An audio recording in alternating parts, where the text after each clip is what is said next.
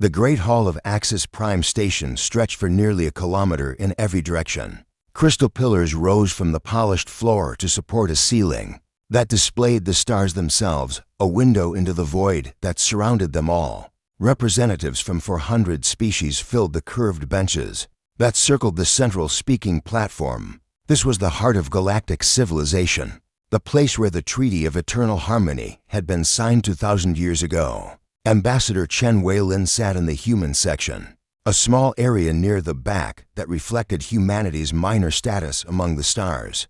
She was 73 years old, with gray hair pulled back in a simple style and eyes that had seen more than most would guess. Her staff of 6 sat around her, young diplomats who had trained their entire lives for jobs that mostly involved attending boring ceremonies and signing trade agreements. Today would not be boring. Supreme Commander Kethraxis of the Valarathi Dominion walked to the central platform. He was tall even by the standards of his reptilian species, nearly 3 meters of scaled muscle and barely contained aggression. His ceremonial armor gleamed under the starlight, covered in symbols that represented 1,000 conquered worlds from the age before the treaty. The hall fell silent. Everyone knew the Valarathi had requested this emergency session. Everyone suspected why. For 2,000 years, Kethraxis began, his translator converting his harsh language into smooth galactic standard. My people have lived in chains, chains of words, chains of paper, chains that weaker species call peace. Murmurs rippled through the assembly. Ambassador Chen did not move. The Treaty of Eternal Harmony was signed by our ancestors in a moment of weakness. They had grown tired of war. They had forgotten that war is the natural state of the universe, that the strong must rule and the weak must serve. Kethraxis raised one clawed hand toward the star-filled ceiling. No more. As of this moment, the Valarathi Dominion formally withdraws from the treaty. The age of false peace is over. Chaos erupted. The Meladrani delegation, delicate beings of living light, began flickering in distress patterns. The Christari ambassadors, silicon-based entities that rarely showed emotion, actually stood from their seats. Dozens of species began shouting at once, their translators creating a wall of noise that filled the great hall. Ambassador Chen raised her hand slightly. Her staff fell silent and looked at her. Interesting, she said quietly. Kethraxis waited for the noise to fade, clearly enjoying the fear he had created. When he could be heard again, he continued. Let it be known that the Valarathi Dominion claims all territories that were ours before the treaty. We will start with the systems currently occupied by humanity. Those weak creatures who joined our concord as beggars and have contributed nothing but soft words and softer art. Now heads turned toward the human delegation. The Meladrani especially watched with something like pity in their flickering forms. Humanity was the youngest species in the concord, having achieved faster-than-light travel only 3,000 years ago. They had no military to speak of, no great fleets, no warrior tradition that anyone had ever seen. They were known for their musicians, their philosophers, their scientists who asked strange questions. The galaxy called them the gentle species, and it was not entirely a compliment. Ambassador Chen rose from her seat. The hall went quiet again, curious to see how the humans would beg for protection. She walked slowly down to the central platform, her simple gray suit a stark contrast to Kethraxis' gleaming armor. When she reached the speaking position, she looked up at the massive reptilian warrior without any visible fear. Supreme Commander, she said, her voice calm and clear. I want to make sure I understand correctly. The Valarathi Dominion is formally declaring war on humanity? Kethraxis showed his teeth in what his species considered a smile. You understand correctly, little ambassador, and there is no possibility of negotiation. No diplomatic solution you would accept. None. Your worlds will burn or your people will kneel. Those are the only options. Ambassador Chen nodded slowly. She seemed to be thinking carefully, though about what, no one could guess. The other species watched with a mixture of pity and relief. Better the humans than them, many were thinking. Very well, Ambassador Chen said finally. The United Human Territories acknowledges your declaration of war. We will respond appropriately. She turned and walked back to her seat. That was all. No begging. No pleading for allies. No threats or promises. Just acknowledgement. Kethraxis watched her go with confusion in his yellow eyes. This was not the reaction he had expected. Humans were supposed to weep and grovel. They were supposed to run to the Melodrani or the Christhery, offering anything for protection. Instead, this small old woman had simply nodded and walked away. "Do you think your calm will save you?" he called after her. "Do you think we will show mercy because you do not scream?" Ambassador Chen paused at the edge of the platform. She turned back, and for just a moment, something strange flickered across her face. It was not fear. It was not anger. If Kethraxis had known humans better, he might have recognized it as something like sadness mixed with dark humor. "Supreme Commander," she said, "I grew up hearing stories about war. Very old stories that my grandmother told me, passed down through many generations. I hoped I would never see their truth proven again. But you have made your choice." She continued walking. Kethraxis stared after her, trying to understand what had just happened. The assembly dissolved into chaos. The Melodrani announced they would begin evacuating their border colonies immediately. The Christhery sealed their communication channels, retreating into isolation, as they always did when danger approached. Species that had traded with humanity for centuries suddenly remembered urgent business elsewhere. But a few observers noticed something odd. The human delegation did not seem concerned. If anything, they seemed relieved, as if a long wait had finally ended. Ambassador Chen's shuttle left Axis Prime within the hour. The journey to Earth took 3 days through the fastest transit corridors. She spent most of that time in her private cabin, reading old books and drinking tea that had been grown in her family's garden, on a colony world called New Tasmania. When she arrived on Earth, she was met at the landing platform by a military escort. Real military, not the ceremonial guards most species assumed were all humanity possessed. These soldiers wore simple gray uniforms with no decoration, but they moved with a precision that spoke of serious training. Their weapons were not visible, but they were there. The Global Defense Council met in a facility that did not officially exist, buried deep beneath the mountains of what had once been called Switzerland.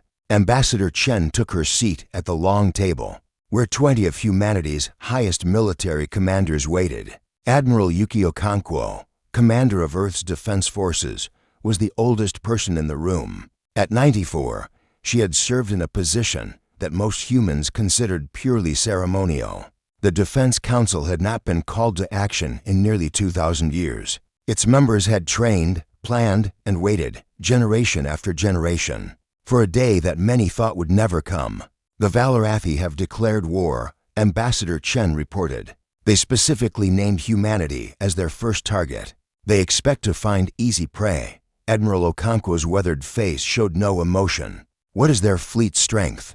"Intelligence suggests they will send their full grand fleet, approximately 12,000 warships of various classes." Round the table, the commanders exchanged glances.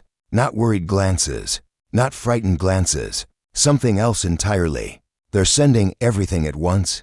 asked General Morrison, head of ground forces. "Against us? The Supreme Commander wishes to make an example of humanity. He believes a quick, crushing victory will prevent other species from resistance." Admiral Okonkwo nodded slowly. She pressed a control on the table, and a holographic display appeared above them. It showed the galaxy, with human territories highlighted in blue. Small red markers indicated the Valarathi fleet positions. "Activate Protocol Sunrise," she said. "All assets to ready status." This is not a drill. The commanders began speaking into their communication devices, issuing orders to people and places that the galaxy did not know existed. The machinery of human defense, dormant for 2 millennia, began to wake. Ambassador Chen watched the organized activity with something like sorrow. "I had hoped this day would never come," she said quietly. Admiral Okonkwo reached over and touched her hand. "We all did. But hope was never our only strategy." Somewhere in the depths of space, in shipyards hidden behind artificial asteroid fields and inside hollowed moons, lights began to flicker on.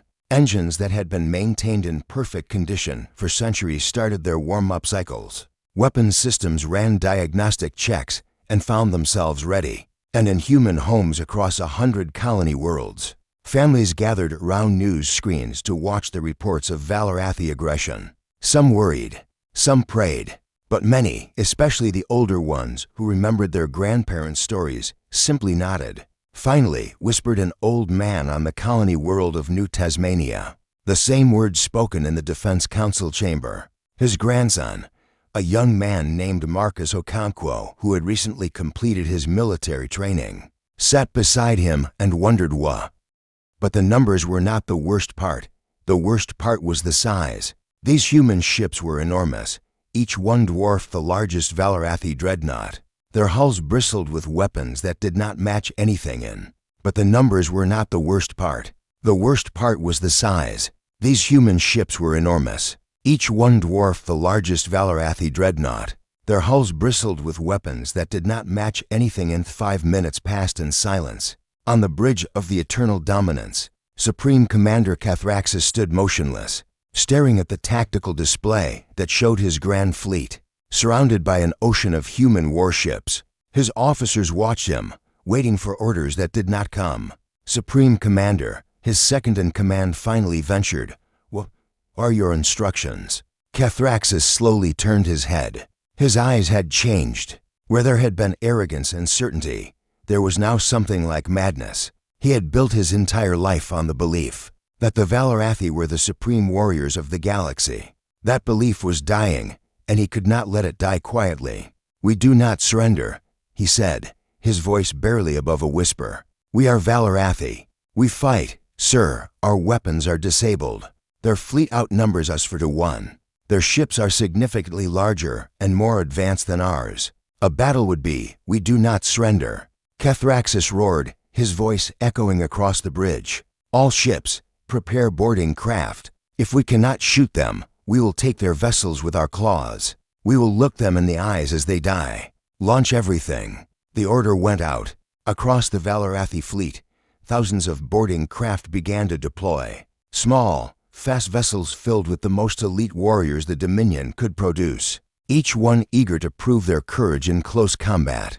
They streamed toward the human ships like a swarm of angry insects. On the bridge of the Patience Rewarded, Fleet Admiral David Okonkwo watched the approaching craft with something like pity. Beside him stood his senior officers and, at a respectful distance, his nephew Marcus, newly promoted to lieutenant and serving his first tour of active duty. "Sir," the tactical officer reported, "enemy boarding craft approaching. Shall I give the order to destroy them?" Admiral Okonkwo considered for a moment. The human weapons could vaporize those small craft without effort. Thousands of Valarathi lives would end in seconds. It would be efficient. It would be easy. "No," he said. "Let them board." It's time they understood what they're dealing with. The Valarathi boarding craft reached the human ships and attached themselves to the massive hulls. Breaching charges blew openings in what the attackers assumed would be undefended corridors. Elite warriors poured through, weapons ready, screaming their battle cries. They found the corridors empty. Smooth gray walls stretched in both directions, lit by soft white light. The air was clean and cold. There was no one to fight. "Spread out," ordered Commander Thaxis, leading the assault on the Patience Rewarded. "Find their crew. Kill everything that moves." His warriors moved forward in perfect formation, covering every angle as they had been trained. They turned a corner and found a single human waiting for them. She was small by human standards, barely reaching the chest of an average Valarathi. Her armor was seamless gray metal that covered her entirely, with a helmet that hid her face behind a dark visor. She carried no visible weapons. "Surrender or die," Thaxis ordered, raising his plasma rifle. The human tilted her head slightly, as if curious. Then she moved.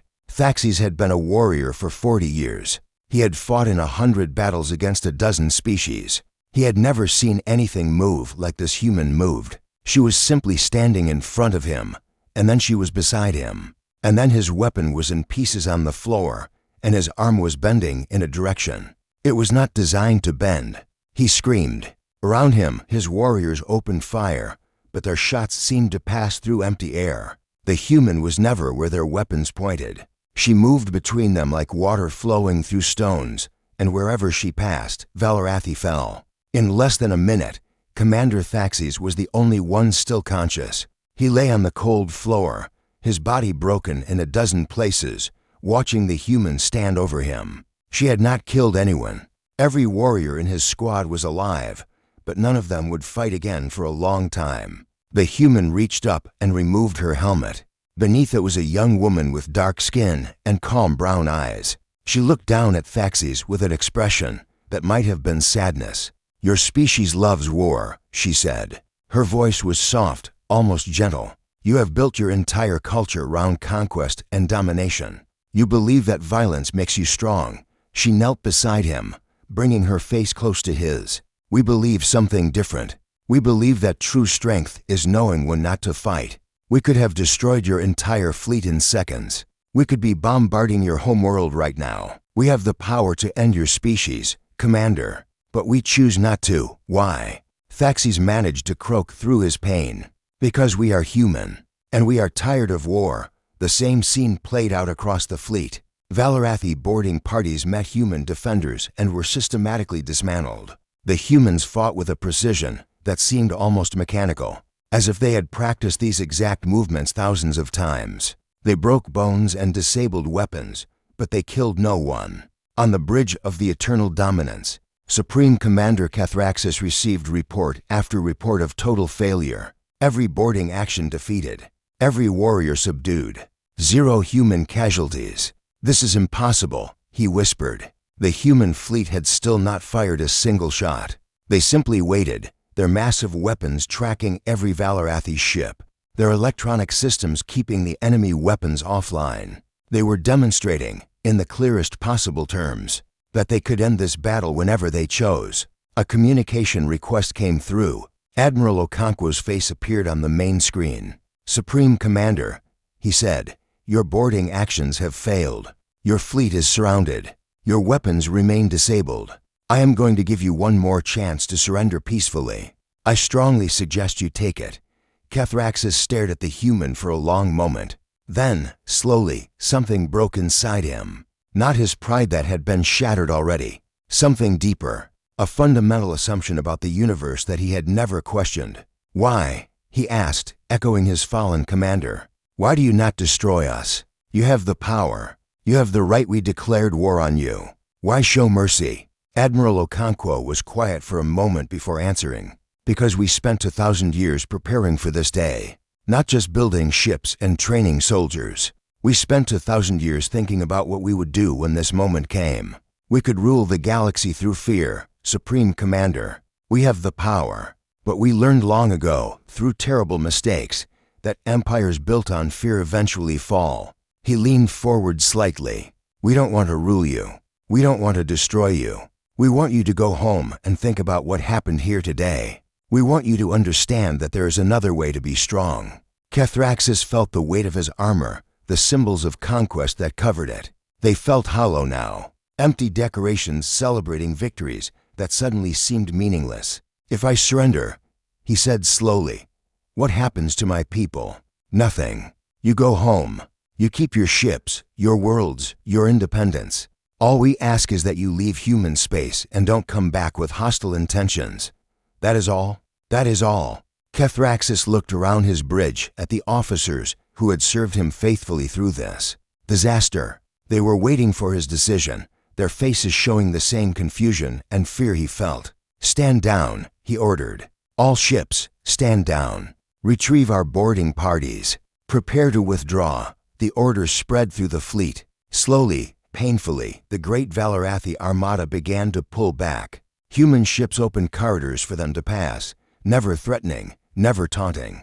The boarding craft returned to their motherships, carrying warriors who would never again boast of Valarathi's superiority. As the fleet began its journey home, Cathraxis remained on his bridge, watching the human vessels fade into the distance. The woman Marine who had defeated Commander Thaxis had spoken of true strength. He had not understood at the time. He was beginning to understand now. Behind him, the human fleet maintained its position around New Tasmania. The battle, if it could be called a battle, was over. It had lasted 90 minutes. The greatest military force the Valarathi Dominion had ever assembled had been neutralized, without a single death on either side. Across the galaxy, the news spread. Species that had watched in anticipation of humanity's destruction now watched recordings of the human fleet appearing from empty space. They studied the specifications of human warships and found them terrifying. They analyzed the battle footage and realized that humanity had been holding back, treating the engagement as a demonstration rather than a real fight. The gentle species was gentle no more. Or perhaps, Professor Veth thought as she watched from her study, they had always been something else entirely. Gentle not because they could not fight, but because they chose not to. Peaceful not from weakness, but from a strength so great that it could afford to be merciful. In her research notes, she wrote a single line: "They were never what we thought. They were always waiting. And now we must hope they continue to choose peace." The defeated Valarathi fleet limped home through the silent corridors of faster-than-light space. 12,000 warships that had left their homeworld expecting easy conquest now returned with broken spirits and a story that their people would struggle to believe. Supreme Commander Kethraxis spent most of the journey alone in his quarters, refusing food and speaking to no one. Behind them, the galaxy was exploding with reaction to what the news networks were calling the revelation of New Tasmania. On the Meladrani homeworld, the Council of Lights convened an emergency session. The chamber filled with the soft glow of 1,000 representatives, their light forms flickering with anxiety as they discussed what they had witnessed. "The humans have been hiding this for 2,000 years, said Elder Veth, who had been called from her research to address the council. Their resource consumption, their industrial capacity, their scientific silence, it all makes sense now. They were building, preparing, waiting, but for what purpose?" Asked another elder. If they had such power, why not use it? Why pretend to be weak? Professor Veth had been thinking about this question since the battle footage first reached her. "I believe," she said carefully, "that they were hoping never to use it at all. Consider their behavior during the confrontation. They disabled rather than destroyed. They captured rather than killed. They showed their strength only when forced, and even then, they held back. You suggest they are merciful? I suggest something more complicated. I believe humans understand something about power that we have forgotten. They know that the easy use of force eventually becomes the only use of force. So they restrained themselves, even when restraint seemed like weakness." The Crysthari, in their sealed crystal cities, reached similar conclusions through their cold logical processes. They ran simulations based on the revealed human technology and found the results disturbing. If humanity had spent 2,000 years developing in secret, their current capabilities were only what they had chosen to reveal. The true extent of human power might be far greater. The Crysthari Collective issued a single statement to the galaxy: "We will not challenge humanity. We recommend others avoid this error as well." On Earth, the Global Defense Council met again in their hidden chamber. This time, the mood was different. There was no relief, no celebration. The commanders who had spent their lives preparing for a war they hoped would never come now faced a different challenge: managing the aftermath. "The galaxy knows about us now," said Admiral Yukio Kanquo. "We cannot put this secret back in its box. We need to decide what kind of power we want to be. The Valarathi are not the only aggressive species out there," General Morrison pointed out. "Others may test us. Others may need to be shown the same lesson, perhaps. But I did not spend my life training for conquest. We built this fleet to protect humanity, not to rule others."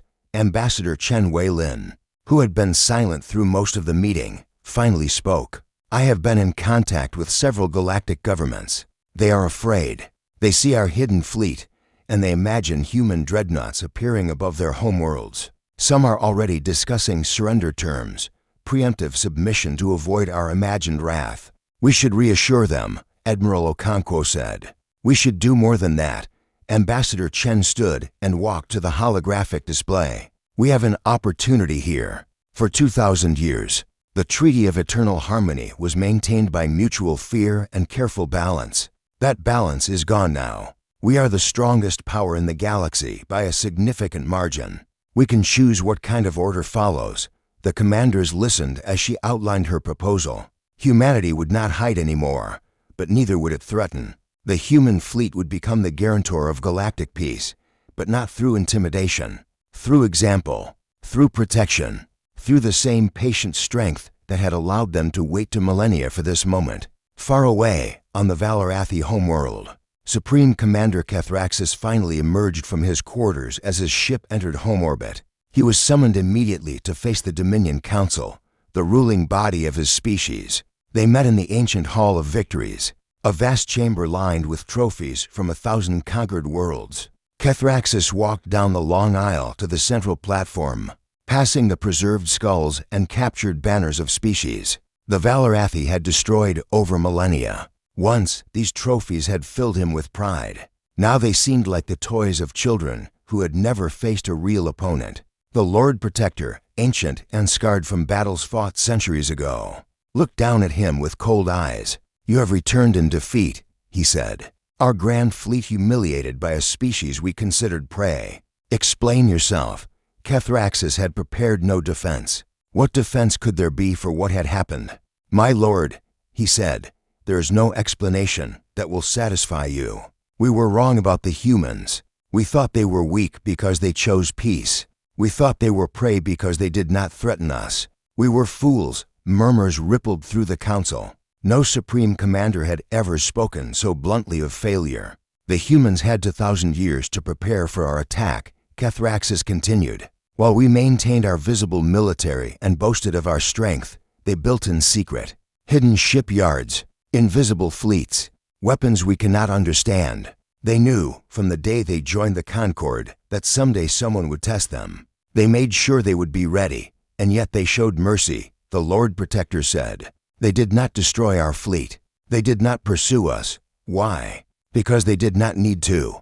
Kethraxis felt a strange emotion as he spoke these words, something like respect for an enemy. They demonstrated their power so completely that no demonstration was necessary. "We know what they can do. Every species in the galaxy knows. They gained more through mercy than they would have through conquest." The council debated for hours. Some demanded that Kethraxis be executed for his failure. Others argued for immediate rebuilding, for a new attack once their forces had recovered. But a growing faction, led by younger members who had studied the battle footage carefully, began to suggest something different. "We cannot defeat the humans," said Councillor Thera, one of the few females on the council. "This is not defeatism. It is reality. Their technology is centuries ahead of ours. Their tactics are flawless. Their mercy was a message. They do not need to kill us, so they choose not to." "What do you suggest?" the Lord Protector asked. "Submission, understanding. The humans have shown us a different kind of strength. Perhaps it is time we learn from it."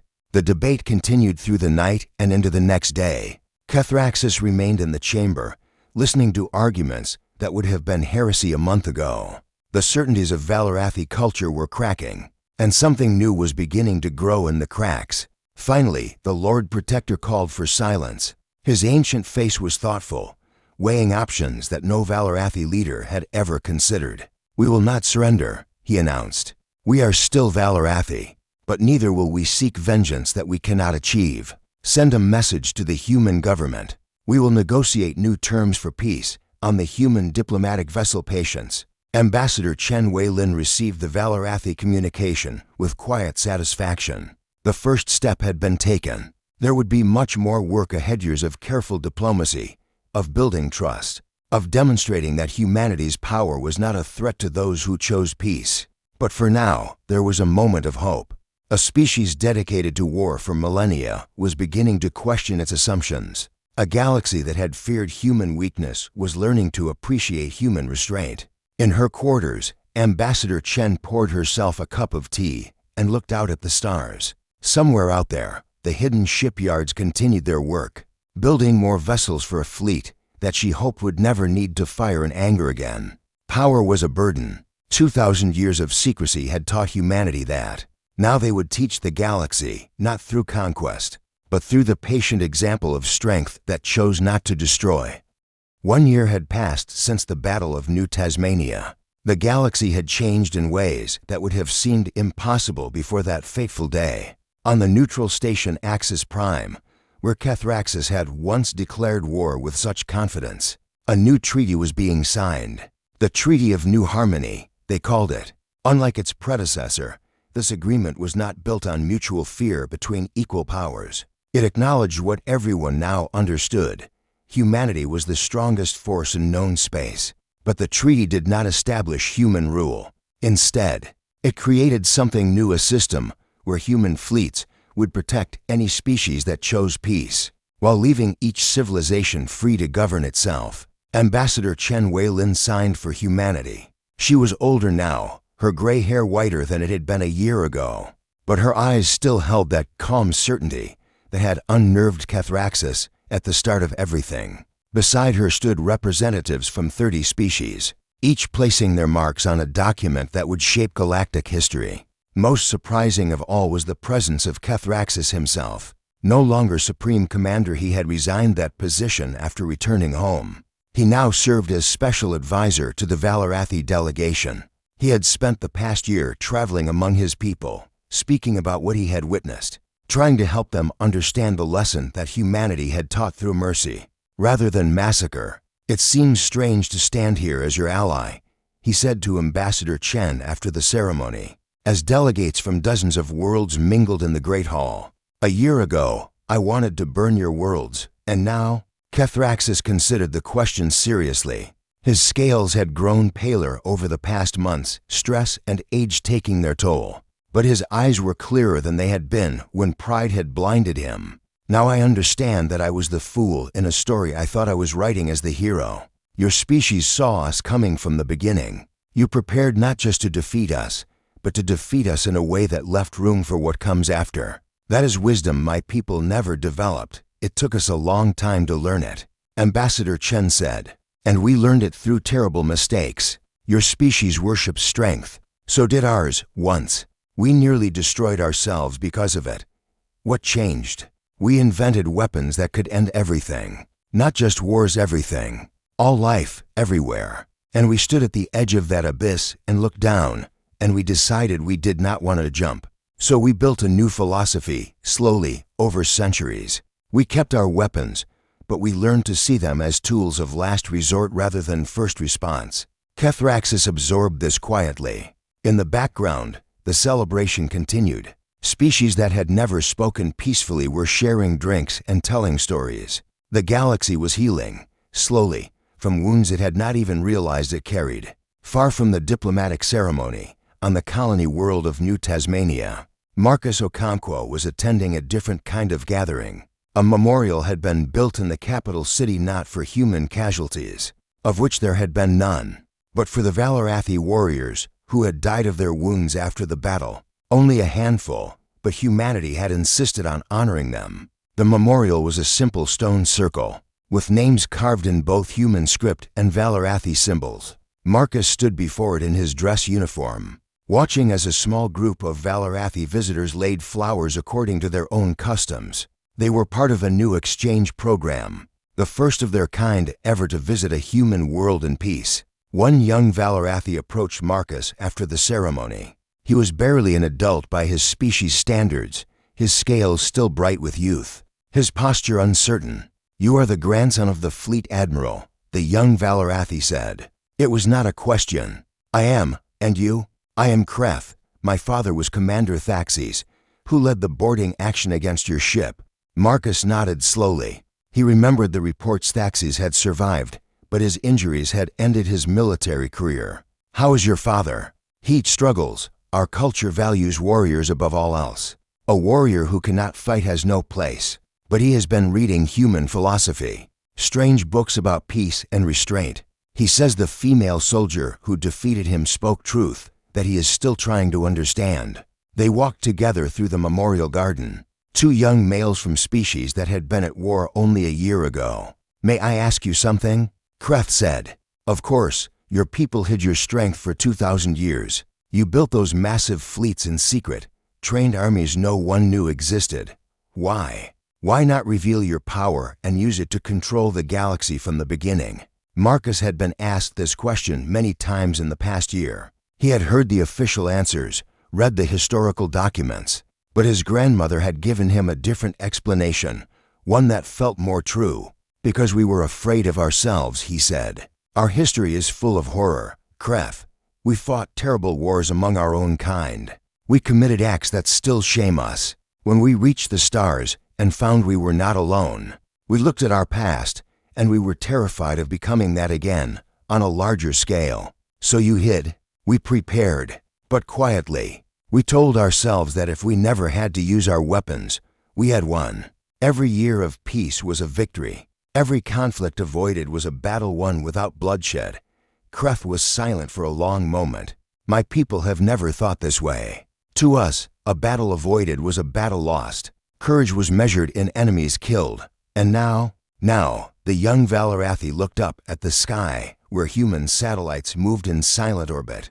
Now I think perhaps we measured the wrong things across the galaxy. Similar conversations were happening. The Melodrani established a formal research partnership with human universities, studying the philosophy of restraint that had guided humanity through its long preparation. The Christari opened their borders for the first time in centuries, inviting human diplomats to visit their crystal cities. Even species that had never interacted with humanity began sending delegations, curious about these strange beings who had hidden thunder in their gentle hands. Professor Veth published her complete research on human history, a work that became required reading in academic institutions across known space. Her conclusion was simple but profound. The humans understood something we forgot.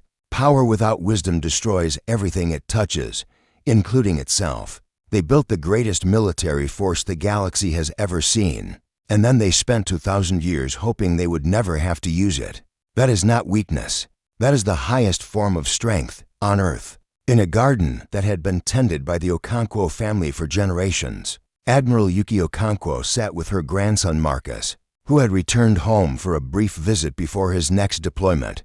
The evening was warm, and the stars were just becoming visible in the darkening sky. "Do you think they understand?" Marcus asked. "The other species. Do they really understand why we did what we did?" His grandmother considered the question. She was very old now, her time growing short, but her mind remained clear. Some do, some will pretend to. Some will take decades to truly learn the lesson. But the seed has been planted. She smiled slightly. "That's all we could ever do, Marcus. Plant seeds and hope they grow. And if someone else decides to test us, another species like the Valarathi, who thinks we've grown soft." Admiral Okonkwo laughed softly. "Then we will show them the same lesson, with the same mercy, as many times as it takes. Somewhere in deep space, the shipyards are still building. The academies are still training. We will always be ready, but hoping we never have to fight. That's the human way, Marcus. Prepare for the worst, work for the best, and when the worst comes anyway, try to make something better grow from the ashes." In the sky above them, a human patrol fleet passed overhead, visible for just a moment as a line of moving stars. Somewhere out there, the galaxy was changing, not through conquest or fear, but through the patient example of a species that had learned, through millennia of hard lessons, that the greatest strength was knowing when not to use it. The 2,000 years of peace had ended, but perhaps, just perhaps, something better was beginning.